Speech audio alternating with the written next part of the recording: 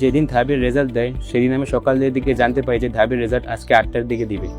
পরে 6টার দিকে আমাকে উদ্ভাস থেকে কল দিয়ে জানানো হয় যে ধাবির রেজাল্ট প্রকাশিত হয়েছে। আমি আমার রেজাল্ট দেখে অনেক বিস্মিত হই এবং সবার আগে আমার বাবা মাকে আমার রেজাল্টটা জানাই। আমার রেজাল্ট দেখে আমার মধ্যে আনন্দ এবং স্বস্তি মিলে এক মিশ্র অনুভূতি আসে। আমার মনে হয়েছে যে আমার এতদিনের কঠোর পরিশ্রম এবার সার্থক হয়েছে। বন্ধু বান্ধবদের উল্লাস এবং আমার পরিবারের খুশি দেখে আমার মনে হয়েছে যে এক অসাধারণ মুহূর্ত যা বর্ণনা করা সম্ভব। আমার ছোটবেলা থেকে ঢাকা ইউনিভার্সিটিতে পড়ার ইচ্ছা, কারণে আমার মাও ঢাকা ইউনিভার্সিটিতে পড়েছিল। এ কারণে ঢাকা ইউনিভার্সিটি পড়ার হিসেবে আমার সবচেয়ে বড় অনুপ্রেরণা ছিল আমার মা। ছোটবেলা থেকেই আমি এই জন্য ঢাকা ইউনিভার্সিটিতে পড়ার ক্ষেত্রে কীভাবে প্রস্তুতি নেওয়া যায় কিংবা ঢাকা ইউনিভার্সিটি সম্পর্কে বিভিন্ন খোঁজখবর নিয়ে রাখতাম। আলহামদুলিল্লাহ, আজকে আমি ঢাকা ইউনিভার্সিটিতে পড়ার সুযোগ পেয়েছি। আমার অ্যাডমিশন জার্নিতে সবচেয়ে বেশি সাপোর্ট করেছে আমার মা বাবা।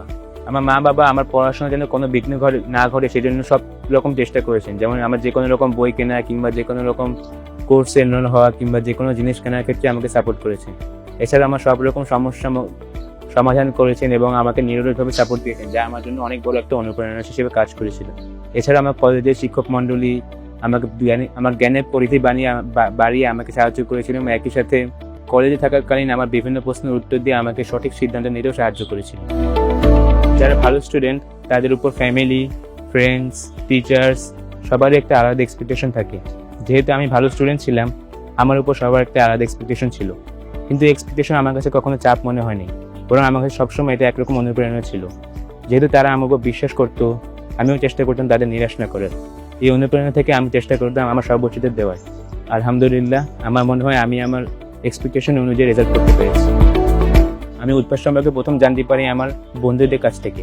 আমি এসএসসি মডেল লিস্টে যুক্ত ছিলাম এবং পরে উদ্ভাসে এইচএসসি মডেল লিস্টে যুক্ত ছিলাম।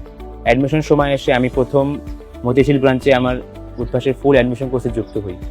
উদ্ভাসে ফুল অ্যাডমিশন কোর্সে যুক্ত হওয়ার পর আমি নিয়মিত অফলাইন ক্লাস করতাম এবং একই সাথে যখন অফলাইন ক্লাস করতে পারতাম না তখন আমি অনলাইন মাস্টার অনলাইন থেকে ম্যারাথন ক্লাসগুলো করতাম।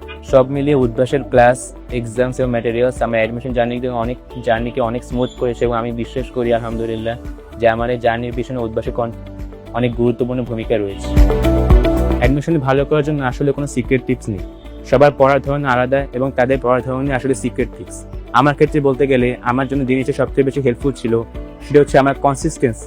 আমি রেগুলার এক্সাম দিতাম, ক্লাস করতাম, এক্সাম দিয়ে আমার ভুলগুলো খুঁজে বের করতাম, ক্লাস এবং বই পড়ে আমার কনসেপ্টগুলো স্ট্রং করার চেষ্টা করতাম যাতে আমি সব রকম প্রবলেম সলভ করতে পারি। আমার মনে হয় এগুলো আমার অ্যাডমিশনের জন্য সবচেয়ে বেশি হেল্পফুল ছিল।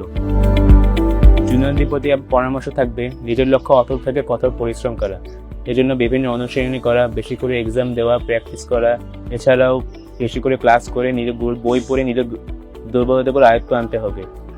অবশ্যই ধৈর্য ধারণ করতে হবে এক্ষেত্রে এবং সৃষ্টিকর্তার প্রতি বেশি বেশি সফলতার জন্য প্রার্থনা করতে হবে। এভাবেই আমার মনে হয় একজন জুনিয়র নিজের অ্যাডমিশন জার্নি সফলকাম হতে পারবে। যারা ভিডিওটি দেখছেন তাদের প্রতি অনুরোধ থাকবে আমার জন্য দোয়া করবেন যাতে আমি একজন ভালো শিক্ষার্থী এবং ভালো মানুষ হিসেবে দেশ এবং দশের জন্য উপকার করতে পারি।